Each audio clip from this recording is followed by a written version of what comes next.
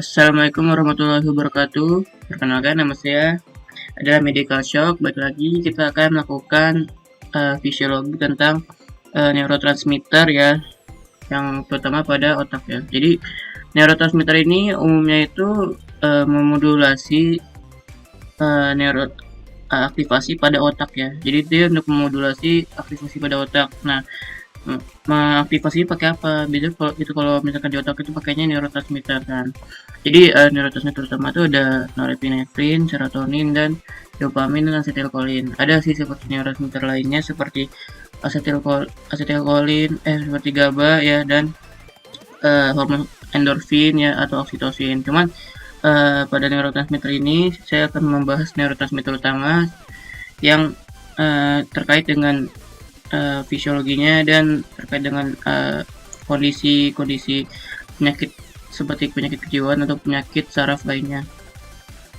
Yang pertama itu ada norepinefrin. Jadi norepinefrin ini adalah fungsinya itu untuk perhatian, gairah, siklus tidur bangun, belajar, memori, kecemasan, rasa sakit, dan suasana hati.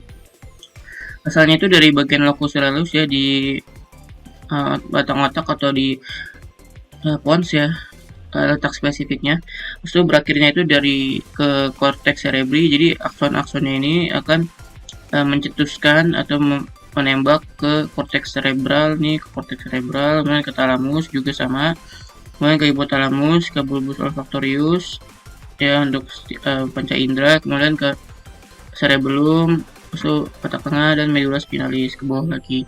Kemudian ininya tadi jaraknya juga sama dari locus coeruleus ke hipotalamus, ke korteks cerebri, dan talamus serta cerebellum atau otak kecil. Nah, fungsinya yang lain itu juga dia itu juga sebagai aktivasi sistem saraf simpatis dan regulasi neuroendokrin ya, seperti pada perannya itu norepinefrin itu pada HPA aksis ya. Jadi kalau misalkan norepinefrin ini kan misalkan kalau dari peran ini ya, aktivasi saraf simpatik juga sama sih, dia menembak dari locus coeruleus, nanti juga akan ke hipotalamus, korteks cerebri, talamus cerebellum, dan mengaktifkan kayak sistem saraf otonom sehingga kita tuh berespon terhadap sistem saraf simpatik. Contohnya pas kita stres atau kita dikejar-kejar sama beruangan misalkan gitu, sehingga kita mengaktifkan sistem saraf simpatis karena dari aktivitas saraf otonom menyebabkan jantung kita jadi berdebar lebih kencang, kemudian pernapasan jadi meningkat, sehingga kita ada respon untuk lari ya, flight or fight respon dari respon saraf simpatis. Kemudian juga dari locus coeruleus juga akan ke hipotalamus ya, ini klinisnya ini pada pasien pada kondisi stres juga kan. Stres juga akan meningkatkan HPA aksis atau hipotalamus pituitary adrenal aksis, sehingga diaktifasi hormon-hormonalnya seperti CRH, ACTH ya, dari adenohipofisis, ACTH. Nanti ACTH akan ke korteks adrenal sehingga menyebabkan sekresi kortisol. Itu untuk contoh respon stres. Kemudian yang kedua itu ada serotonin. Serotonin itu ada dua fungsinya ya, ada nukleus bawah sama nukleus atas. Nah, untuk nukleus bawah itu dia fungsinya ini untuk modulasi nyeri ya, untuk modulasi nyeri. Bisa misalkan nyeri itu kan ada banyak ya, ada nyeri nociceptif atau nyeri banget gitu, misalnya nyeri kepala kan atau semacamnya. Jadi itu nyeri itu dimodulasi oleh transmitter serotonin ya. Itu di spesifiknya di nukleus rape ya, atau rape nuklei. Kemudian nukleus atas juga ada ya, untuk itu fungsinya tuh untuk siklus tidur bangun ya, atau irama sirkadian, kemudian untuk suasana hati atau mood ya, dan perilaku emosional seperti agresi dan depresi. Nah, ini memang klinisnya ini memang kalau misalkan serotoninnya turun akan terjadi depresi, atau serotoninnya naik akan terjadi kesenangan kan, moodnya lagi bagus ya, moodnya bagus berarti serotoninnya naik. Kalau moodnya lagi jelek gitu kan atau lagi sedih, depresi, itu serotoninnya akan turun. Nah, untuk asalnya itu dia dari ini ya, dari nukleus rape ya, ada yang bagian atas atau bawah, dia sepanjang garis tengah batang otak ya. Dia di batang otak ya, di itu difus dia di semuanya. Kemudian tadi kalau project nukleus bawahnya itu dia ke sumsum tulang belakang ya, karena dia langsung cepat dia ininya aktivasinya ya, langsung ke medula spinalis. Kemudian untuk project nukleus atasnya itu ke cortex cerebri atau sebagian besar otak ya. Jadi dia ke semuanya kalau serotoninnya, bisa ke nukleus basalis, bisa cortex cerebri, bisa ke hipotalamus ya, mengaktifkan fungsi neuroendokrinnya ya, dan lain-lain ya, bisa ke sistem limbik ya, jadi kayak mengaktifasi amigdala sama hipokampus. Amigdala jadi ini kan, dia aktivasi emosional kan gitu. Lalu juga nukleorape ini dari project itunya ya, arahnya itu juga sama ya, nih dari nukleus rape yang bagian atas sama bawah, ini bagian atas, bagian bawah ke nukleus basalis ya, ke nukleus basalis juga nanti juga akan ke cortex cerebri ya, ke hipotalamus juga, kemudian ke medula spinalis ya, balik lagi untuk pusat nyerinya. Baik, selanjutnya adalah dopamin ya. Jadi dopamin itu fungsinya itu untuk kontrol motorik di ganglia basalis dan sebagai pusat reward atau penghargaan ya. Dan juga berlaku pada perilaku adiktif, biasanya pada pasien yang memakai nafza sama memakai obat-obatan terlarang seperti narkoba, jadi sehingga akan menyebabkan peningkatan aktivitas dopaminergik. Nah, kemudian untuk asalnya itu ada dua, dari substansia nigra di otak tengah dan ventral tegmental area ya, di otak tengah juga. Dan berakhirnya itu di nukleus basalis atau di nigrostriatal. Jadi dari substansia nigra ke nukleus basalis atau di pusat-pusat di ganglia basalisnya ya, itu namanya jalur nigrostriatal ya. Nah, biasanya itu dia klinisnya itu bisa misalkan dia ada Parkinson. Nah, kalau ada Parkinson itu aktivitas dopaminnya itu menurun.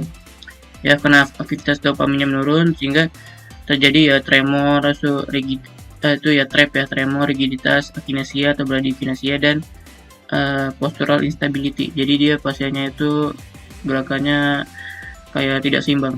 Kemudian untuk korteks prefrontal ya, atau mesokortikal bisa dibilang, itu pada ventral tegmental area, dan dari ventral tegmental area atau VTA ke korteks prefrontal medial.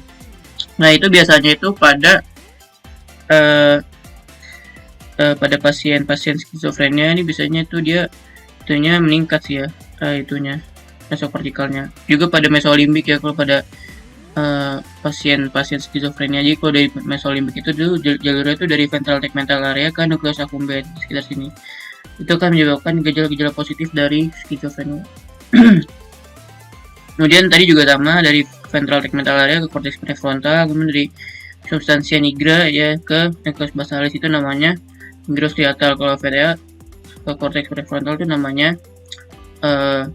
mesokortikal. Ada lagi tadi sih dua jalur lain tuh yang tadi saya bilang, ada jalur VTA ke nukleus accumbens itu mesolimbik, dan jalur ini dari hipotalamus ke glandula pituitari atau tubero infundibular. Kemudian ada asetilkolin ya, atau ACH, itu fungsinya itu sebagai siklus tidur bangun ya, untuk gairah juga atau keserangan. Kemudian untuk belajar ya, pusat belajar juga, memori, informasi, sensorik, melewati talamus juga. Kemudian untuk asalnya itu dari bagian dasar cerebrum ya, di sini di dekat-dekat hipotalamus, kemudian di sekitaran pons, dan otak tengah juga ada ya nukleusnya. Jadi itu asalnya itu dari nukleus ini yang bulat-bulat ini. Kemudian berakhirnya itu dari cerebrum ya ke cortex cerebri, kemudian ke hipokampus ya, balik lagi ke hipokampus, kemudian ke talamus.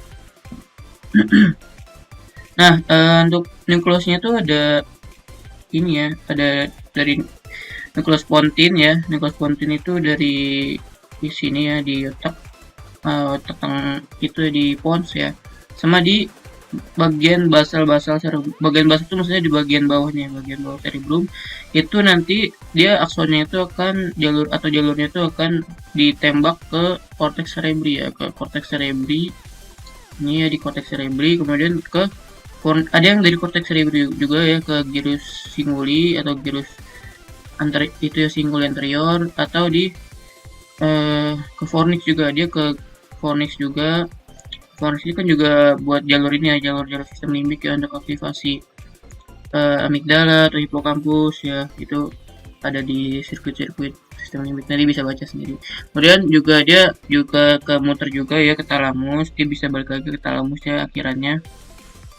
Juga bisa ke hipokampus tadi ya, saya bilang juga bisa ke amigdala juga ya lewat fornix. Dan juga itu muter-muter aja itu sirkulasinya. Nah, untuk asetilkolin. Nah, dan sekian, terima kasih untuk neurotransmitter utamanya. Ada banyak sih tadi ya neurotransmitter utama seperti endorfin ya untuk pusat kesenangan, dan oksitosin juga ya pusat kesenangan juga, bareng dengan serotonin dan dopamin. Jadi terima kasih telah menonton ya. Assalamualaikum warahmatullahi wabarakatuh. Thanks.